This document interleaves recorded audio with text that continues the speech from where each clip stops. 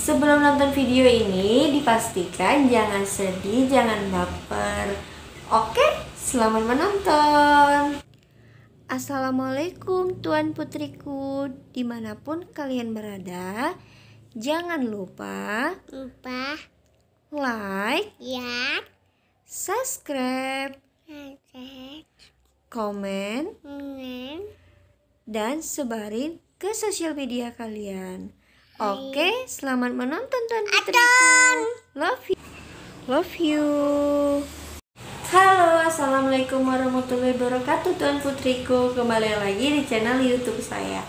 Jadi di video kali ini, karena sesuai request kalian yang 2 minggu yang lalu, ada banyak banget yang nge-DM Instagram saya,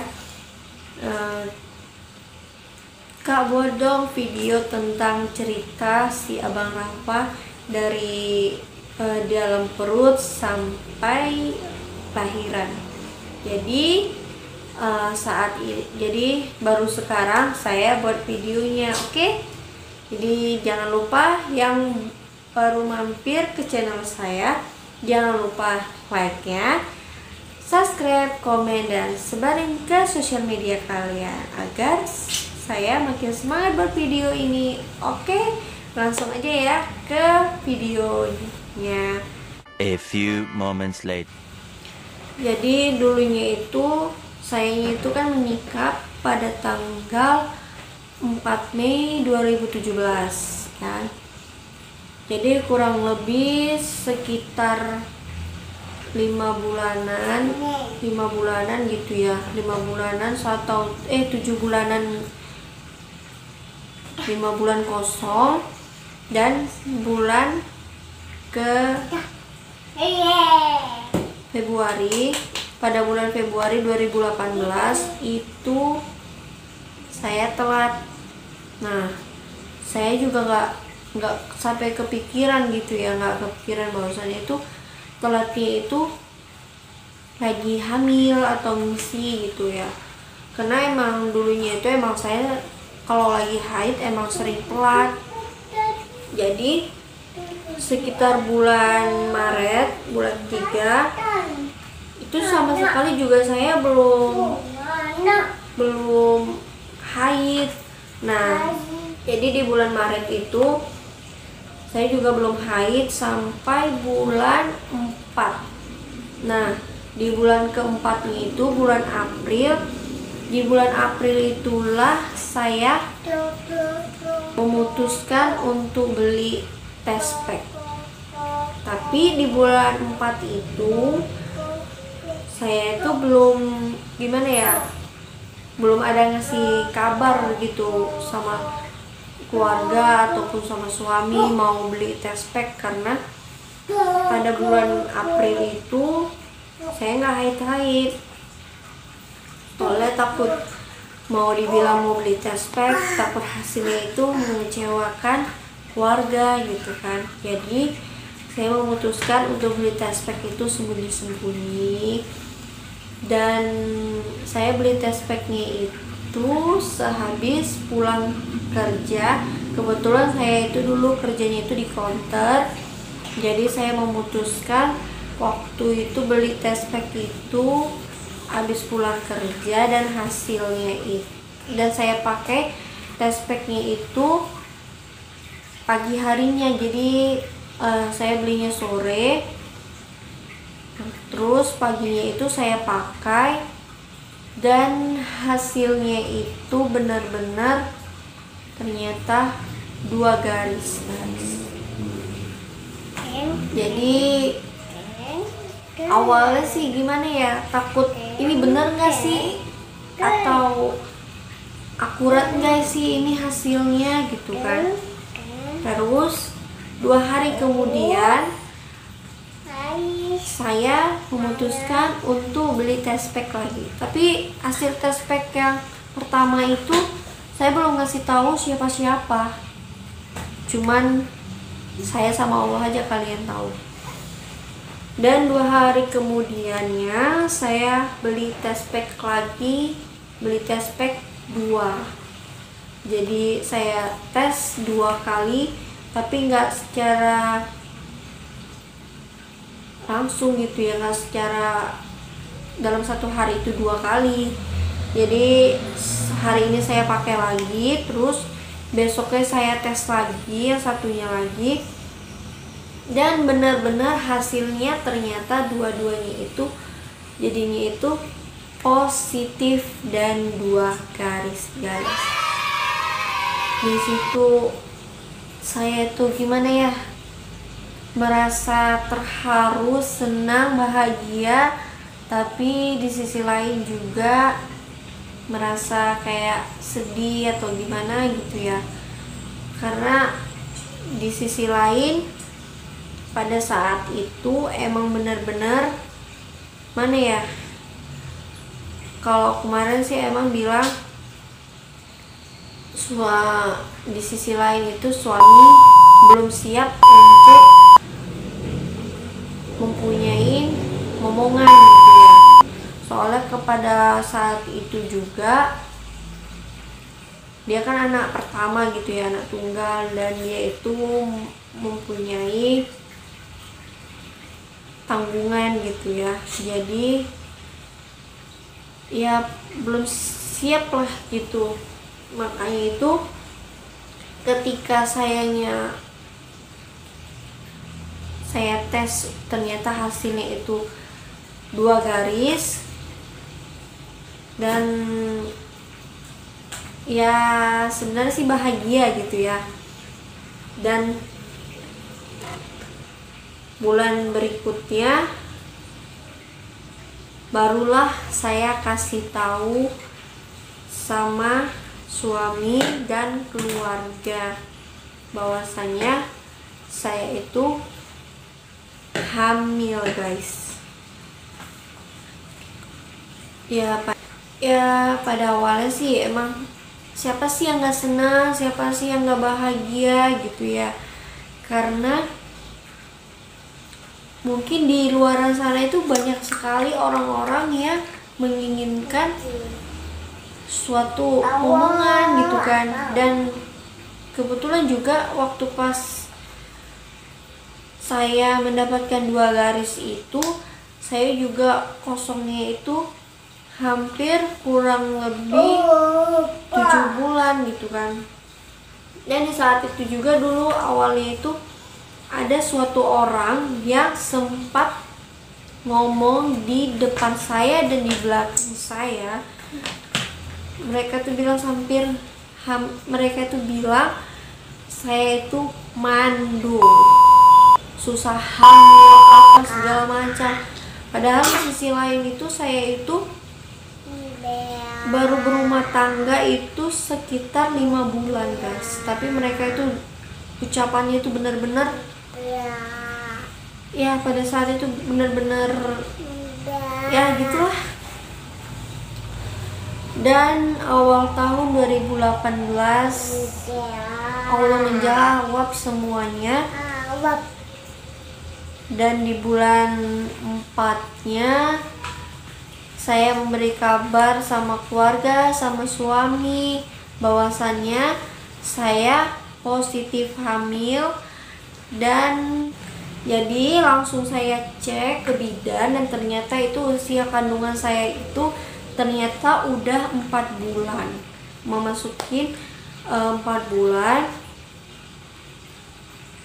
Ya saya sebelum merasa hamil itu, sebelum ngetes kehamilan itu sebenarnya udah apa benar saya hamil gitu ya. Soalnya kan jarang banget saya namanya itu makan malam, terus nafsu makannya itu bener-bener luar biasa lah gitu ya. Di samping lain ketika saya kerja, saya tuh merasa kayak bawaannya tuh ngantuk, bener-bener ngantuk. Terus ketika saya habis makan nasi itu rasa perutnya itu bener-bener mual banget dan pingin makan permen gitu pada saat itu. Oke, jadi setelah dicek ternyata usia kandungan saya udah 4 bulan. Alhamdulillah. semakin membaik dan perkembangan janinnya itu semakin berkembang.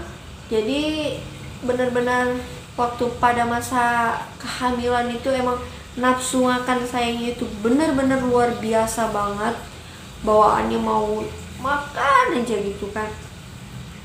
Jadi ketika udah usia kandungan saya itu 7 bulanan, dan ini itu berat badannya itu naik, bener-bener naik drastis banget.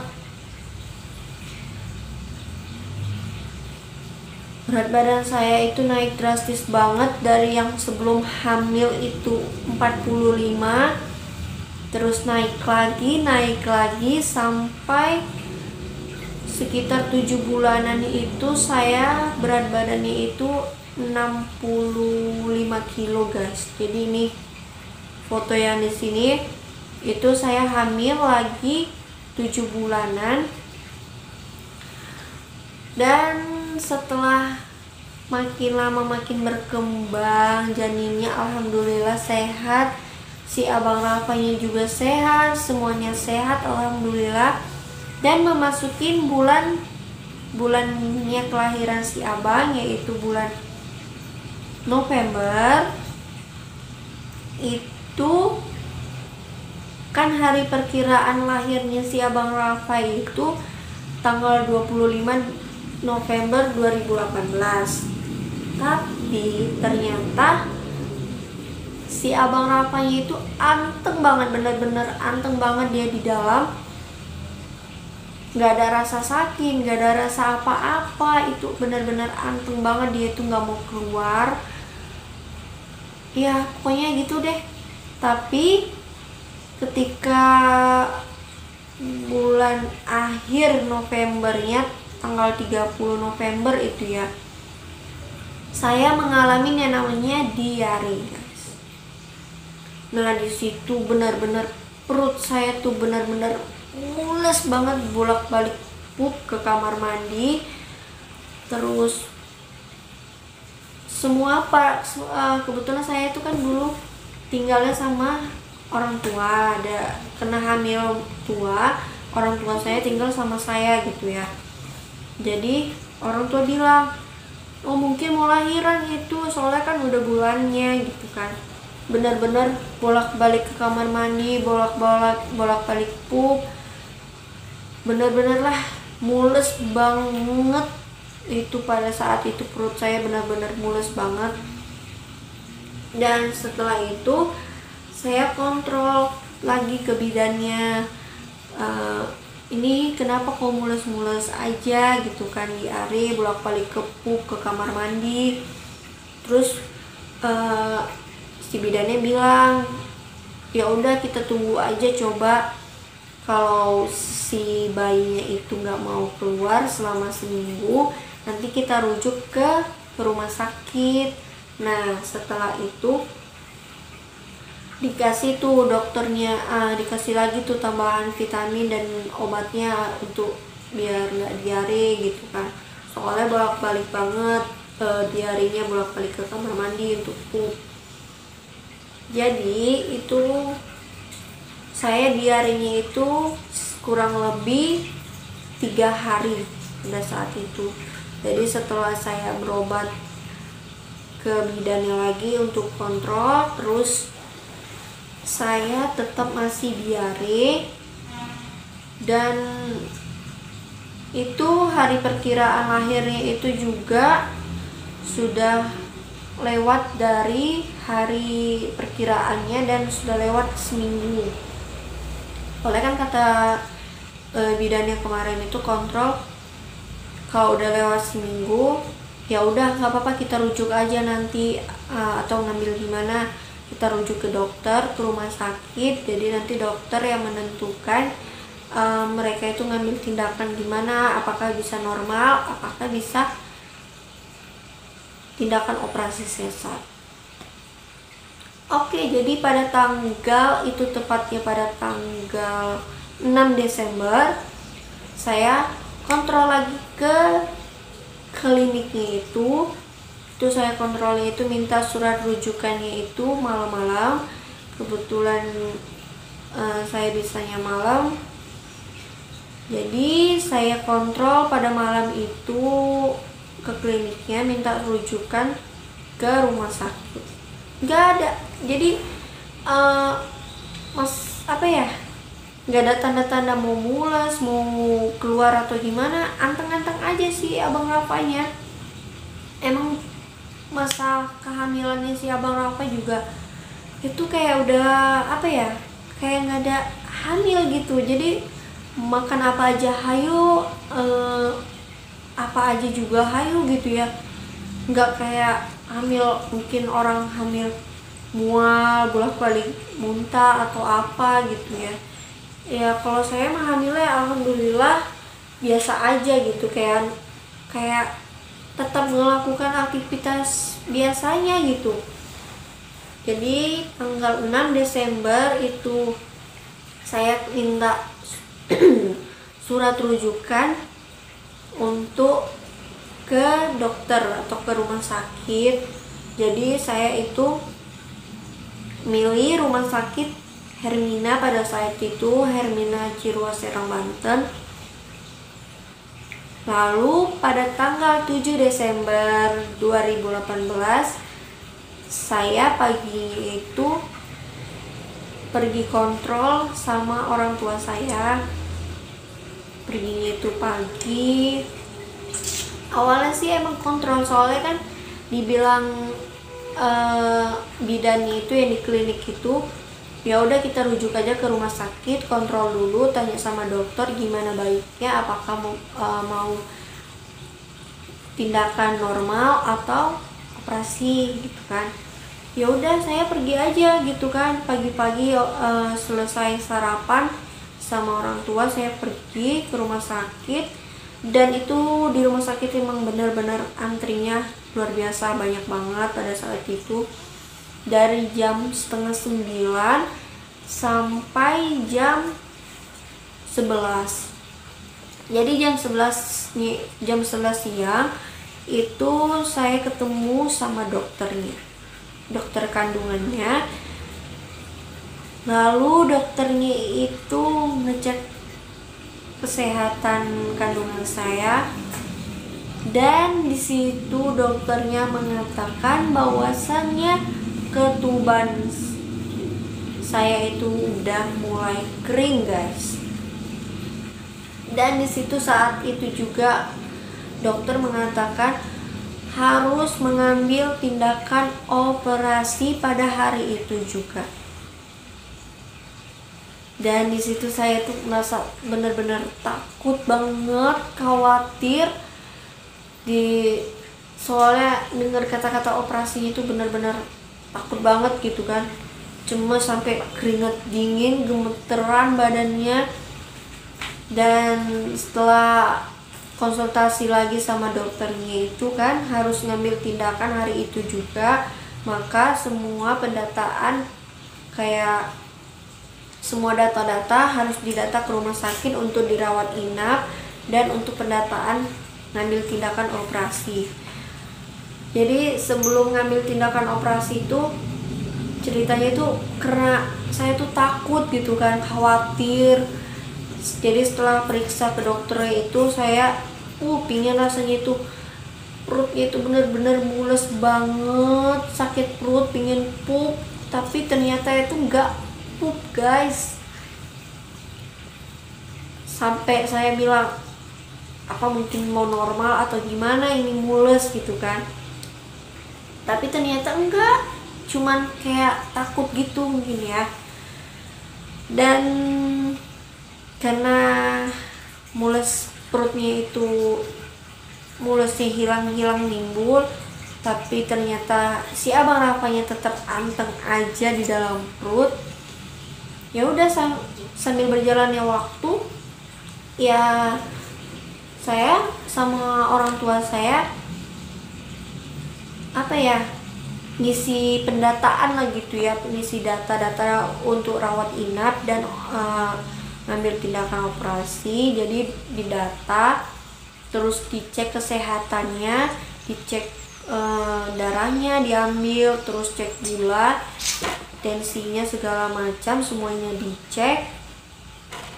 Alhamdulillah semua karena data-datanya semua udah lengkap.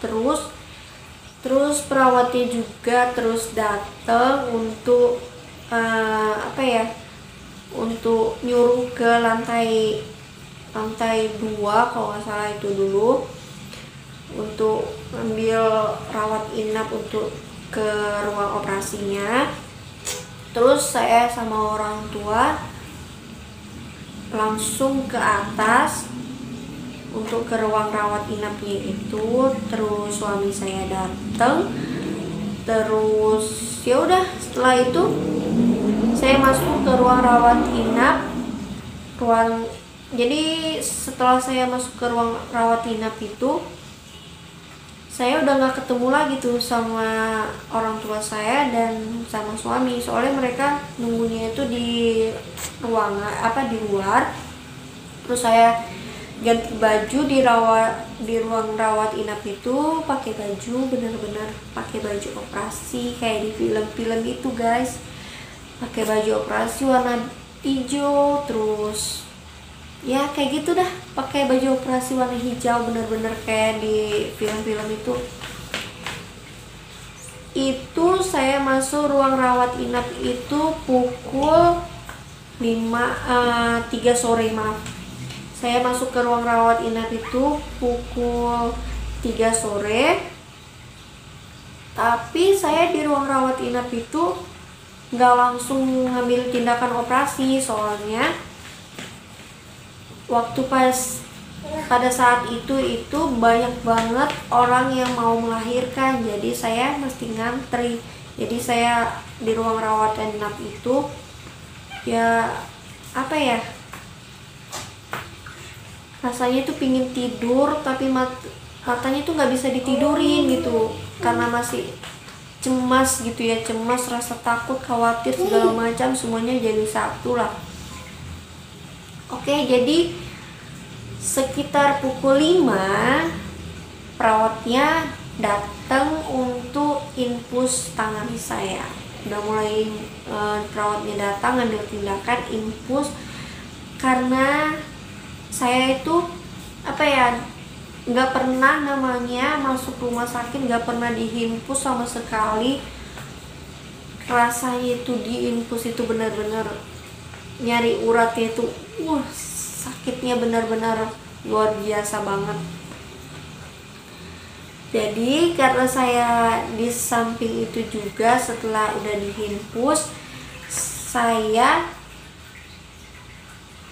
karena perawatnya itu udah datang, udah nginfus, terus perawatnya juga ngomong untuk lanjut ke ruangan operasi. Di situ juga kayaknya rasanya rasa takut, khawatir, terus jadinya pingin pipis ke kamar mandi. Terus saya bilang sama susternya, "Mbak, saya mau pipis dulu." Tapi kata susternya itu, "Ntar aja di sana di ruangan operasi pakai selang," kata susternya. Tapi saya tetap kekeh, saya nggak mau. Saya pengen pipis banget karena emang benar-benar udah kebelet banget pada saat itu. Terus setelah saya pipis, saya naik ke tempat tidur yang kayak di film-film itu guys, kayak tempat tidur yang kayak gini nih, yang hitam gini. Terus didorong sama susternya, terus itu didorong untuk menuju ruangan operasi ya.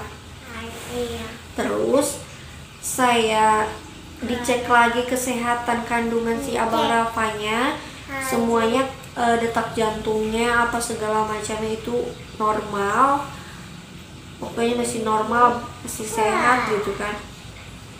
Dan setelah itu pintu dibuka, pintu ruangan operasi dibuka, dan di dalam hati saya itu,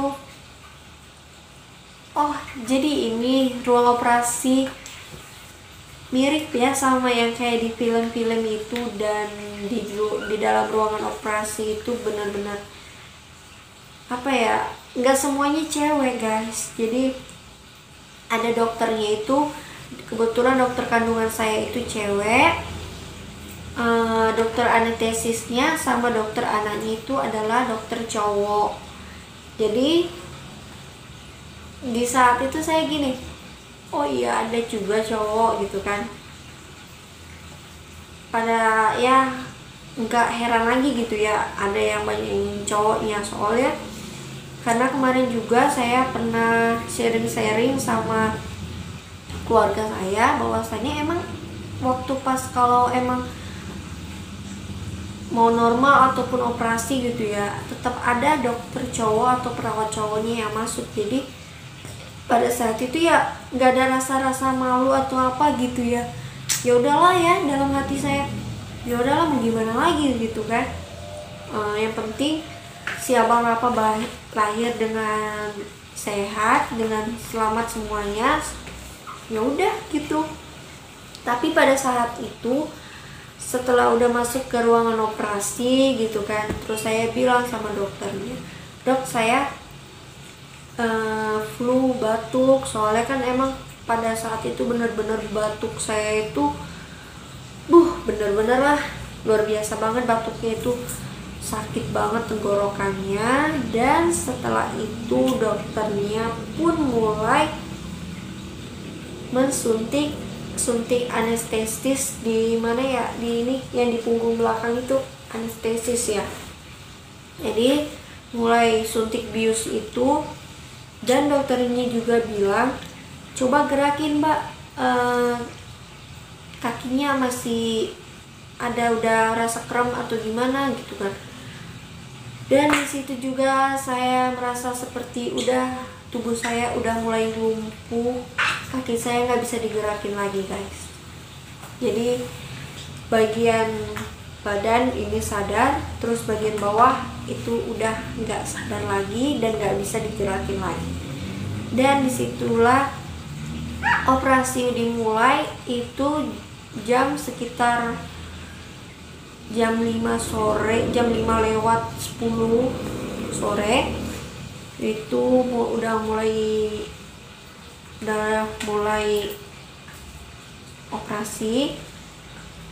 Jadi tangan saya diinfus, terus kalau nggak salah ini bagian telunjuk itu di kayak apa ya, buat apa di klip-klip gitu ya. Terus ada yang di tensi juga, detak jantungnya mungkin. Terus di hidung saya dipakein selang karena pada saat itu saya mungkin flu, jadi dipakein selang. Dan soalnya kan di operasi itu kan atasnya itu kan ada lampu gitu kan, ada lampu ya bisa kelihatan gitu. Pukul kurang lebih jam 6 kurang itu mulai kelihatan gitu ya tangannya si Abang Rafa, jari-jari tangannya kelihatan, pokoknya anggota tubuhnya itu udah mau diangkat lah gitu. Jadi pukul 6 lewat 15 menit terdengarlah suara tangisan si Abang Rafa guys. Jadi si Abang Rafanya itu bener-bener ya apa ya, alhamdulillah sehat. Dan perawatnya itu ngasih ke Abang Rafa buat untuk dicium dan ngasih tahu bahwasannya semuanya normal, baik-baik aja, anaknya cowok.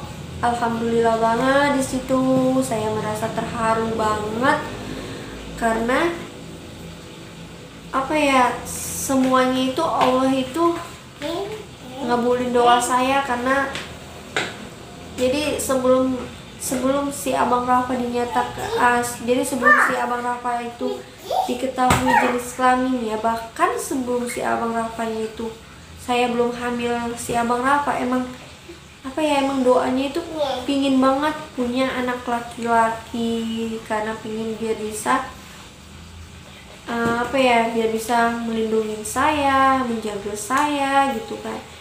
Alhamdulillah banget di situ ya Allah, terharu banget bahwasannya Allah itu ngabulin doa saya selama ini dan ngejabah doa saya, dan doa saya dijabah sama Allah, bahwasanya saya dapat bayi cowok yang alhamdulillah sehat banget. Jadi berat badannya si Abang Rafa pada saat itu adalah 3,7 kg. 3,7 ya, 3,7, dan panjangnya itu 42. Alhamdulillah banget. Jadi disitulah saya memanggilnya itu namanya Rafa, karena pada saat itu juga dulunya itu, kenapa namanya itu Rafa, karena emang dulunya itu saya tuh apa ya, ngefans banget sama yang namanya Rafathar, karena saya itu ngefans banget sama keluarganya, mereka ngefans sama Raffi Ahmad, Nagita Slavina. Makanya itu saya ngasihnya itu dari apa ya, dari sebelum si abangnya Rafanya itu di USG itu cowok, emang selalu saya panggil Rafa dalam kandungan gitu kan. Awalnya itu sih mau buat namanya itu Rafathar, cuman ya mungkin terlalu ngikutin atau apa gitu ya, jadi ya udahlah namanya itu Rafa aja. Terus selang berapa hari si abang Rafanya itu udah mulai, jadi sekitar 2 hari itu kami udah pulang dari rumah. Itu benar-benar alhamdulillah banget gitu ya.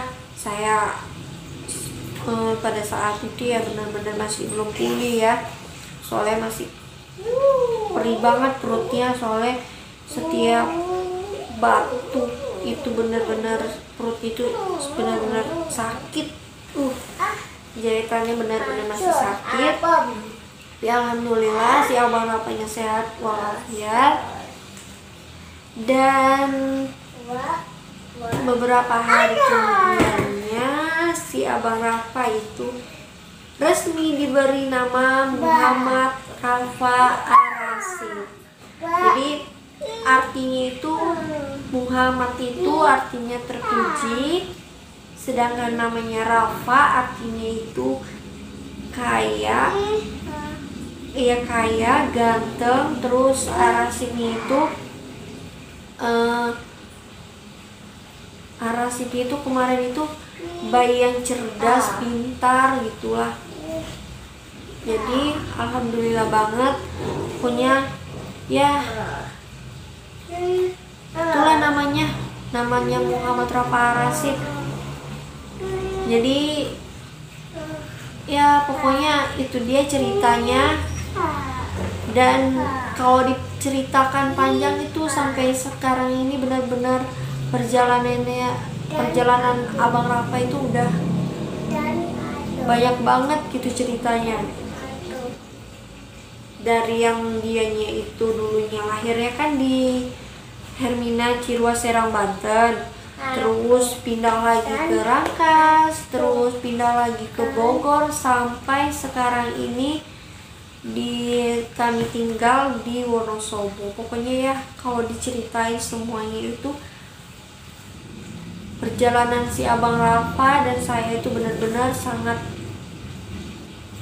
banyak deh gitu, melewatin suatu rintangan yang luar biasa lah gitu. Cuman ya itu dialah cerita singkatnya dulu. Jadi nanti lain waktu mungkin kalian ada request lagi untuk cerita sambungannya, boleh nanti kita sambung lagi. Jadi itu dia video tentang masa si abang Rafa dari kandungan sampai lahiran. Jadi itu dia ceritanya. cukup di sini dulu.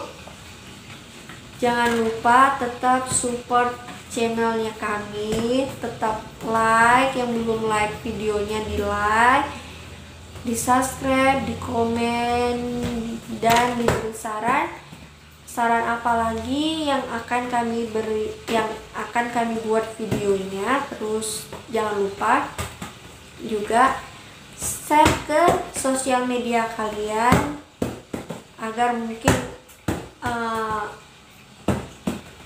video kami ini bermanfaat buat mereka, jadi sangat membantu untuk berbagi pengalaman seputar krim ataupun seputar yang lainnya. Jadi itu dia video saya hari ini. Tunggu video saya selanjutnya ya. Oke, assalamualaikum warahmatullahi wabarakatuh. Bye bye.